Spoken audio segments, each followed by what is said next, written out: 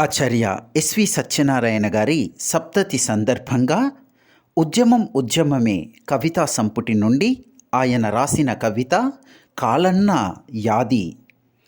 బతికినంత కాలం తన మాట మరిసి మన కోసం రందివడిండు, నలుగురి కోసం మాట్లాడిండు, జనం కోసం పోట్లాడిండు.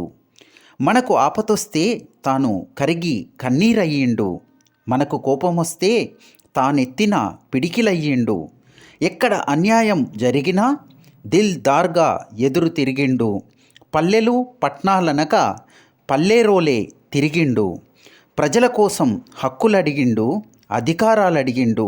మన గొడవలన్నీ తన గొడవగా చెప్పిండు, మన గోసలన్నీ తన గోసగా పలికిండు.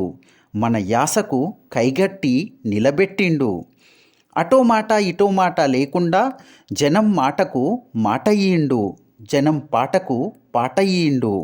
జనం బాట సక్కగుంటే ఖుషయ్యిండు. బాట తప్పినప్పుడల్లా బోరున ఏడ్చిండు, సర్దుకొని వీపు సరిసి సరిదిద్దిండు. అనుభవం కొద్దీ అంటున్న గీ మాట అన్నడు, ఇనకుంటే ఇసుక్కున్నాడు, ఇంటే సంతోషపడ్డాడు.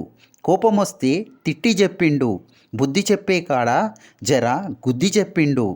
లోపలొకటి బయటొకటి, చెప్పుడొకటి చేసుడొకటి తెల్వనోడు. ఎసొంటి ములాజాలు లేవు, మొహమాటాలు లేవు, మొహెర్బానీలు లేవు, మెరమెచ్చులు లేవు. ఏమనుకున్నాడో గదే చెప్పిండు, ఏం చెప్పిండో గదే చేసిండు. అందుకే గదా మనకింత ఇష్టమయ్యిండు. కాలంతో కలిసి నడిసిండు, ఒక్కోసారి కాలాన్ని తన వెంట నడిపిండు. లోకాన్ని లోతుగా సమజ్జేసుకున్నాడు, లోక జ్ఞానాన్ని మన కళ్ళకిచ్చిపోయిండు. జీవితాన్ని వడబోసిండు, ఇడమర్సి చెప్పిండు. కాలన్న మాటంటే మనమే, కాలన్న బాటెంట జనమే. అసలు కాలన్నంటే మనకో పెద్దన్న పెద్ద దిక్కు. కాలన్న నిండైన జీవితం ఒక విలువైన పుస్తకం. కాలన్న నికార్సైన వ్యక్తిత్వం మనకు చూపుడు వేలు. కాలన్న యాది మనకు మనాది. కాలన్న కైత మన తరానికి చేయూత.